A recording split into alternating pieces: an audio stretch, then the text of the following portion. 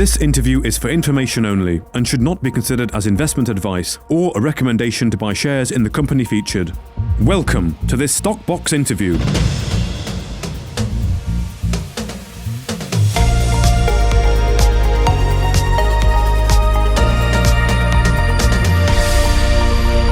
A research note has been published by Opex Securities on Helix Exploration, a helium exploration company with operations in Montana, North America, in what is known as the Montana Helium Fairway, a system which extends from Saskatchewan to Wyoming and named after several helium discoveries made in this geological formation. The company has a project called the Ignimar Dome Project. However, the research note focuses mainly on the recent news from the company, whereby they acquired the Rudyard Project. And this project consists of development-ready horizons, known as the Souris River and Red River, and the exploration asset known as Dry Creek. Now, the research note gives a target share price of 93 pence compared to a current price at the moment of 24p, valuing the company at approximately £114 million versus a current £30 million market capitalisation. Well, joining us now to discuss the reasons for this valuation and the milestones needed to achieve it is author Zach Phillips, an advisor to Opex Securities. Well, thank you for your time, Zach. How are you doing? Not too bad, and pleased to be here. And thank you for inviting me on. Absolutely. No, it would be good to learn more about Helix, but also more about your valuation here in the research note that you have published. So, as I understand, there are effectively two parts to Rudyard. There's the Dry Creek exploration, which is the exploration upside, and then there's the Souris and Red River that you've called more development projects. So if we look at the sort of the rivers, if you like, first, and just talk about some of the numbers that you put in that first page of the research note here, where you talk about 2C volumes, 525 mm. In layman's terms, first of all, what does that mean? Well, of course, we've applied the Society of Petroleum Engineers Petroleum Resource Management System, otherwise known as the SPE PRMS, to categorize the volumes that are either discovered and ready for development, so as contingent resources, that's the 2C part, or are exploration prospects, that's the 2U part. Okay. And the simple reason why we use the SPE PRMS guidelines is because it concerns the recovery of a gaseous material that is won and sold to generate the revenues and economic benefits. Okay, and when we say the numbers here, so that explains 2C and 2U, sort of contingent, as you say, and exploration. What about the actual numbers here? So what does MM mean when you say 525 mm? That is million. You know, the oil and gas industry is rather antiquated and old hat. So we're using the old symbol for thousand being M. So okay. 2 M's is a million. Okay, right. Okay, so 525 million, and that's CF, cubic feet of helium. Is that correct? That's correct. That's correct. Okay.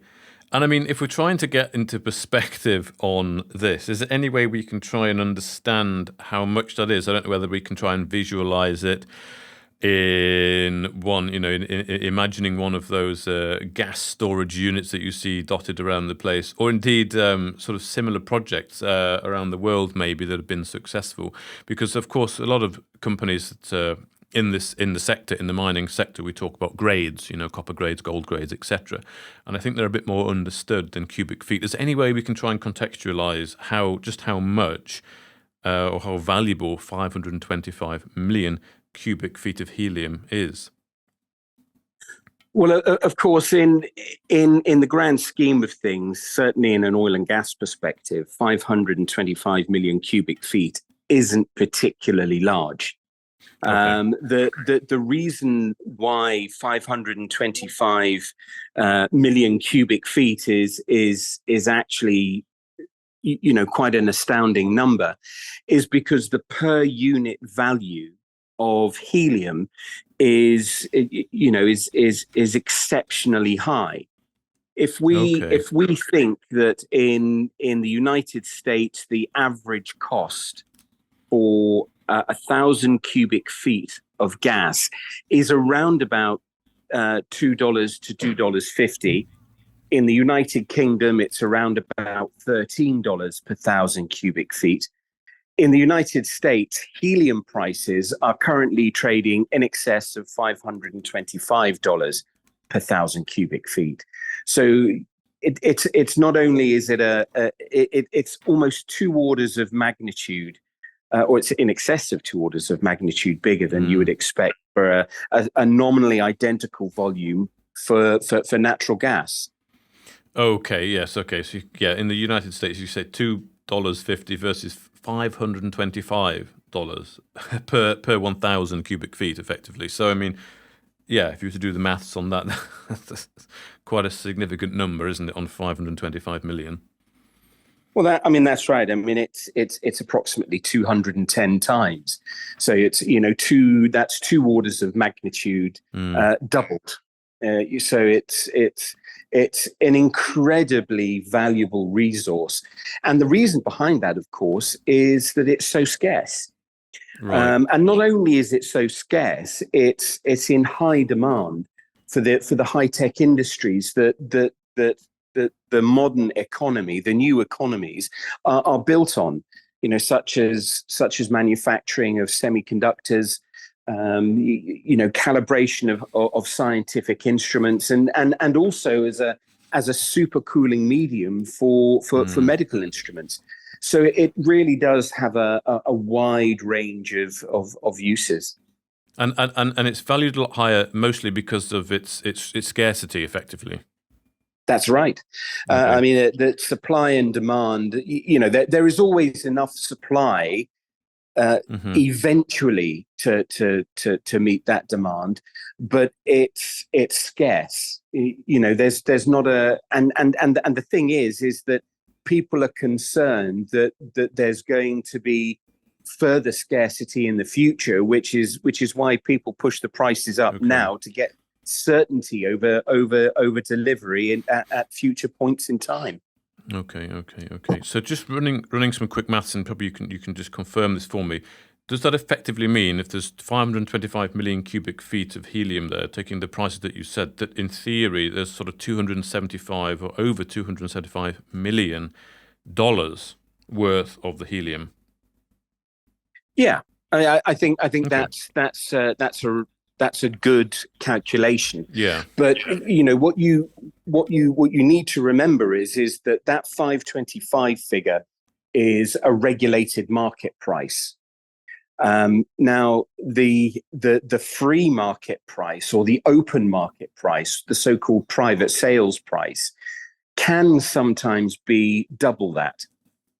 And all of the small producers of helium, by and large, sell into the private market. So it's actually quite difficult to quantify the upper limit, because private market sales are driven by fear and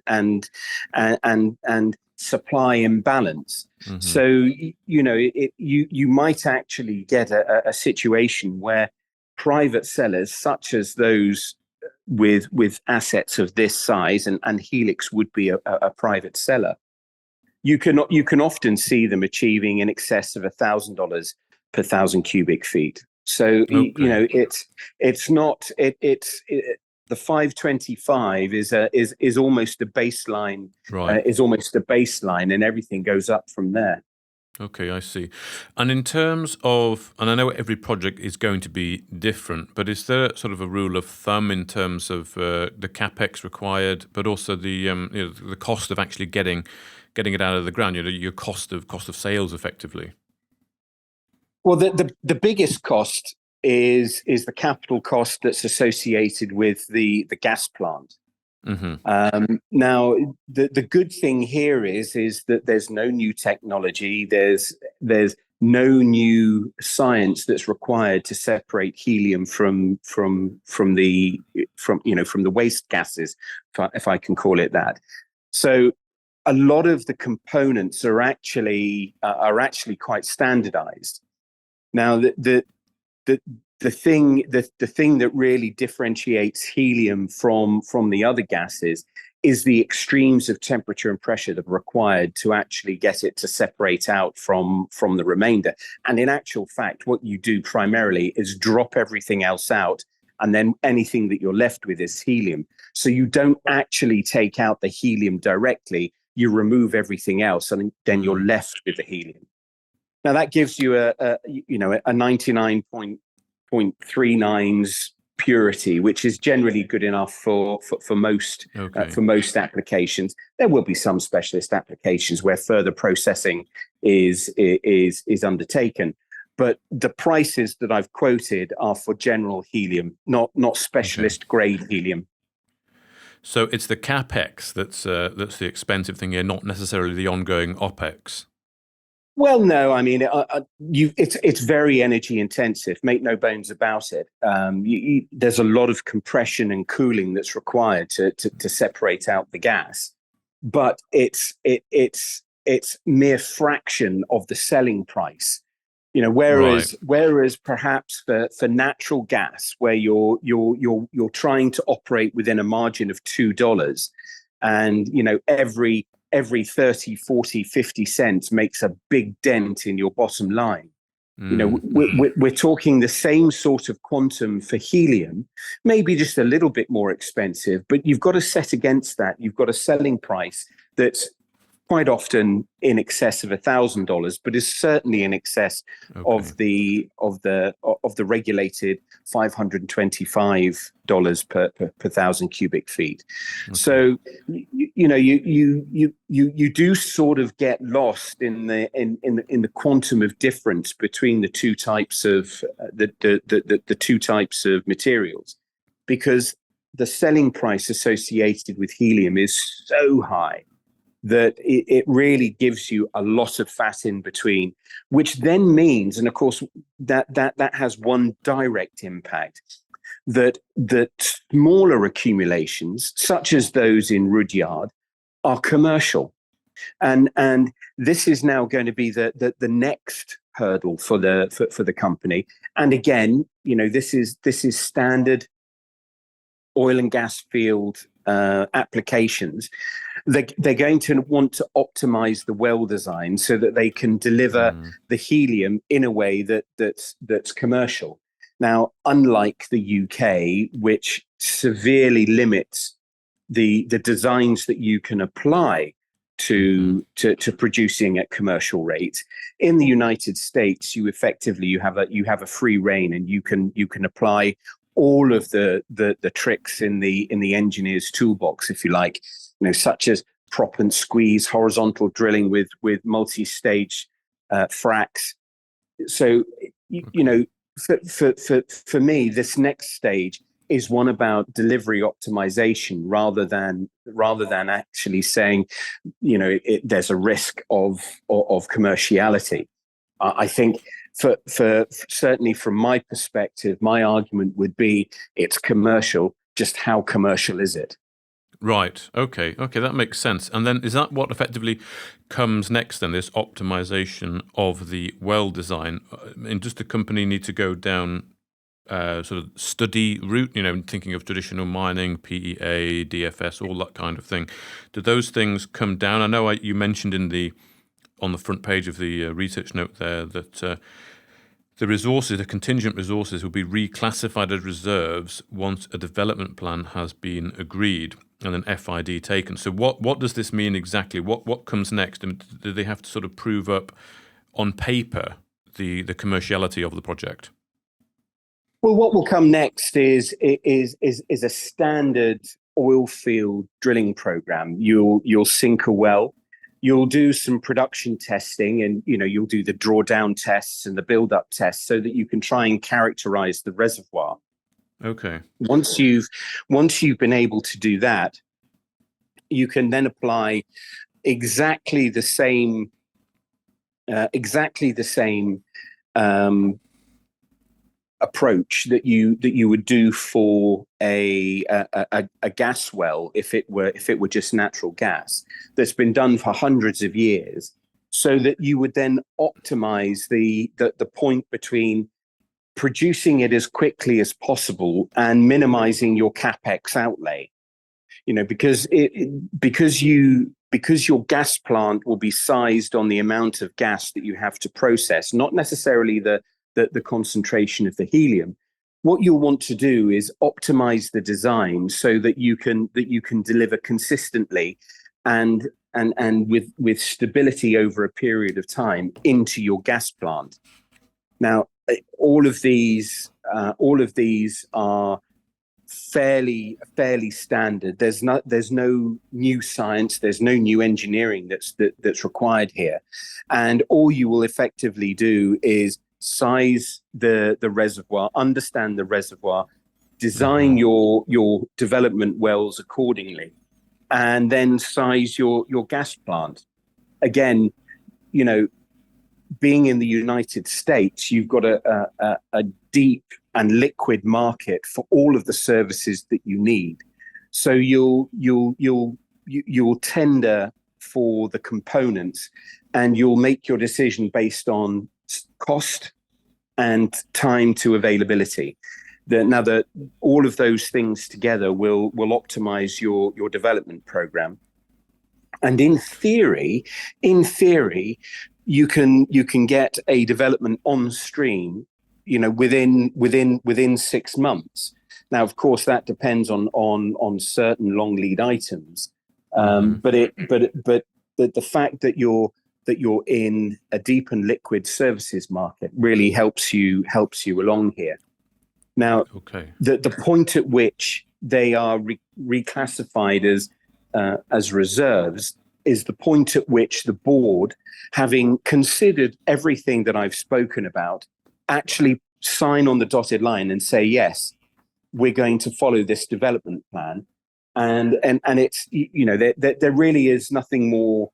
It's almost like a condition precedent to allowing these contingent resources to be reclassified as reserves. Okay, so drilling will be done in order to effectively, classify this contingent resource as a reserve, to get a firm number on what they think is down there, whilst at the same time they will be optimizing well designs based off of data they're receiving from flow tests from the drilling. That's right. That's exactly it. Okay, excellent. And that's when you talk about potential short timelines involved. It's really a matter of then sort of procurement. Okay, well that makes sense. Just quickly on the Dry Creek. Dry Creek is a sort of, is that what you say is almost like a bonus? The main focus really is on the Suez River, or not the main focus, but the big upside is the Suez River and the Red River, and the Dry Creek is sort of a bonus to come later, which can use sort of existing infrastructure that would have been put in place during the development of both the Suez and Red River project. I think you've captured it perfectly there. It's a horizon that hasn't been intersected and tested for helium before now, so nobody actually knows whether there's any helium contained within it. We know that the area has helium, so we know it's got source. We know that the helium has migrated from the source, and that it has been trapped, and that there is reservoir. So the next thing is at this deeper horizon, is it actually is it actually still retained within there? And that's you may drill a new well. You may elect to just deepen an existing well. But I think, as you quite rightly point out, all of this is icing on the cake. Okay. Well, you mentioned there about, I suppose we're getting onto risks a little bit, and we should definitely talk about risks. I know risks are covered a little bit in the research notes. So the first one there, you've got to obviously see that it's still there, that, because you're pretty sure it's there, doesn't mean that you'll actually find it exactly. But you also mentioned about, there was a line that you said, we consider a trap and seal to be the key risk associated with a technical success. So what do you mean by that? What is trap and seal? Well, a trap. I mean, you've really got to say a trap is in an analogy is like the bucket. Do you have a the ability to actually capture the target that you're looking at? In this case, it's helium. Right. So Okay. what you can't do is if you like is you can't expect any helium to hang around if there's nothing to stop it from just continuing to go through the rocks. And in this instance, you need the bucket in the first instance to be able to capture it, but then you need to make sure that bucket doesn't have any holes in it so that it leaks through. Now, the other is source and reservoir. Source, I think, is fairly simple and straightforward. We know that's there. It's widely reported regionally and locally, and in fact also in the shallower accumulations. But the reservoir is an interesting concept in that it says, is there a space for this helium to go into inside of the trap? And Okay. you can look at this in our bucket analogy with water. Has it been cemented over? Is there any space for water to get into that bucket? And the thing is that this particular horizon is well known. It's fairly uniform. I mean, there are local differences, but it's well known to have porosity and permeability. So we don't consider reservoir to be much of an issue for that exact reason. For us, it's just ensuring that we've got that trapping shape, an inverted bucket, if you like, and that inverted bucket hasn't got any holes in it, and that's the seal. Right, that makes sense. That's a very good analogy there. And this will be effectively proven with the work, or tested, proven with the work that will be carried out. I guess is in the first instance that the company is going to go and commence. Well, I think it very much depends on what the directors want to target. It may well be that they target the one well to go into the new horizon to test whether there's any helium there before capping it off and doing the development testing for the discovered horizons. My guess is that as we've sort of alluded to and discussed it as, it's the bonus, it's the cherry on the top. And what you really want to do is bank what you've bought before you go testing for anything else. And my guess would be that the focus will be getting cash flow or getting to first revenues as quickly as possible, because the revenues that you generate you can then redeploy into drilling an exploration well. Indeed. Okay, that's good to hear. Now, just thinking then on as the company goes down this sort of de-risking journey, let's say. I know in the research note there was an unrisked valuation that was in there of 187 pence. So, I mean, that's obviously considerably higher than even the target there, the initial target of 93p, and obviously a lot higher than the current price of sort of 24p. So, at what point, we're getting to these sort of value inflection points? Are you sort of saying in the research note that really a fair value to Helix right now should really be around 93p, and as they go down the development route and start to de-risk through the testing, that then the target could be 187? That's exactly right. We've applied EMV, the expected monetary value, from again applying the standard oil and gas nomenclature and approach, where we risk adjust the if you like, the success-based valuation to say, well, what could it be worth today? Now, I think the thing that's intriguing here is that I think a lot of the valuation will be unwound or a lot of the discount to the valuation will be unwound as they progress the drilling program. Now, okay. Between here and declaration of commerciality and conversion from prospective resources to contingent resources and then contingent resources into reserves, there's a flow program that needs to be undertaken. There's well design and topsides design that need to be completed to allow them to be able to if you like recategorize all of those volumes. Okay. Well, excellent. Thank you. And just a final thought. I'm assuming that seeing as the research note focuses on Rudyard and this recent acquisition, that a lot of this value upside or value disparity that is talked about in the research note comes down to really the Rudyard asset and the Ignomar Dome, and then of course the Dry Creek, which is also part of Rudyard, but really it's the Souris and the Red River. That's what's really baselining a value here. You talk about Helix has now brought balance to its portfolio with assets that are development ready. And is that what you think? Would you almost say the company has had a sort of a catalyst moment here, a value inflection moment by the acquisition of Rudyard? Well, I think it's certainly unlocked higher potential in the near term. But again, the management team are probably, as we speak, working hard to get a firm timeline on the drilling of Rudyard, as well as the Ingomar Dome. I've got no doubt that they're going to hit their straps for the third quarter of this year. But the real unknown at the moment, and the only reason why it's unknown is because of the short period of time that it's been in the portfolio.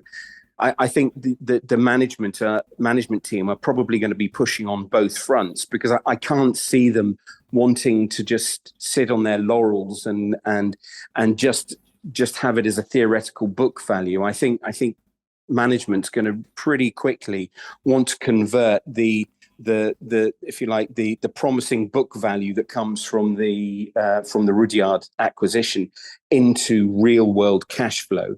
And I'm always reminded of an ex-colleague of mine that often repeated the mantra to me that turnover is vanity, profit is sanity, but cash is king. And this management team are no different, because they are very focused on unlocking as much of the value as possible and yielding cash flow for shareholders as quickly as possible.